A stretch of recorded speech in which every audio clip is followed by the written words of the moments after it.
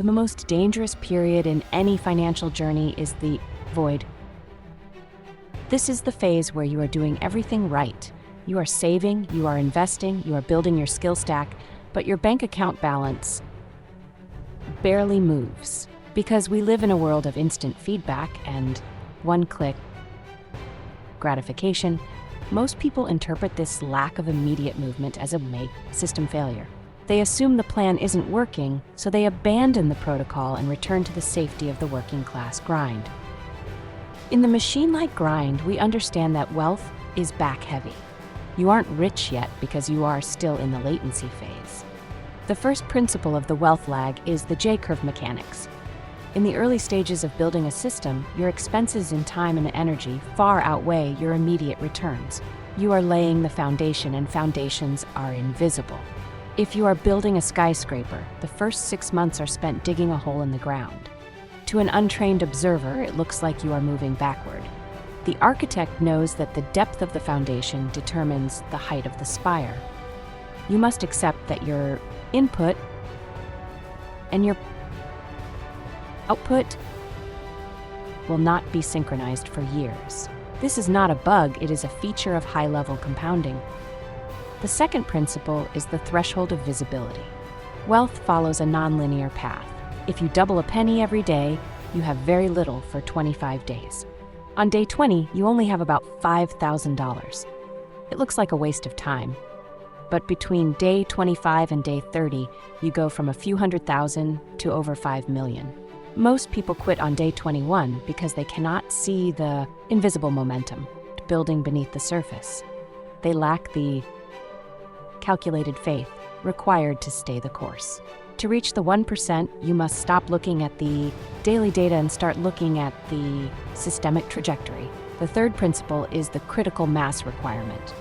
A machine requires a specific amount of internal pressure before it can move a heavy load. Your capital is the same until you reach a specific critical mass, a certain amount of net worth or skill density. The machine doesn't have the torque to generate its own momentum. You are still in the manual overclock phase, where your personal effort is the only thing keeping the lights on. Once you hit the threshold, the passive yield and market recognition take over. The secret is that the work you do during the latency phase is what creates the pressure required for the eventual explosion. The psychology of the 1% in this domain is one of clinical persistence. They don't need a good job from the world to keep going. They find validation in the execution of the protocol, not the validation of the result. They realize that the world is designed to filter out the impatient. The latency of results is the security guard that keeps the average person out of the 1%. If becoming rich were fast and visible, everyone would do it, and the value would be diluted. The lag is what creates the scarcity of the outcome. To execute the latency protocol, you must perform a timeline calibration. Stop measuring your success in weeks and months. Start measuring it in 5-year sprints. When you feel the urge to quit because you aren't there yet, look at your process metrics instead of your result metrics. Did you hit your savings target this month? Did you add a new layer to your skill stack? If the process nodes are green, the machine is working. The result is a mathematical certainty. It is simply waiting for the clock to catch up. You aren't failing, you are compounding.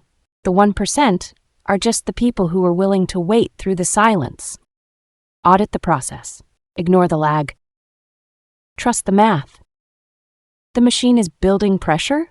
If you are ready to stop chasing the instant win and start engineering a permanent empire, subscribe. The Wealth Architecture series is your guide to the long game. We will see you in the next deep dive.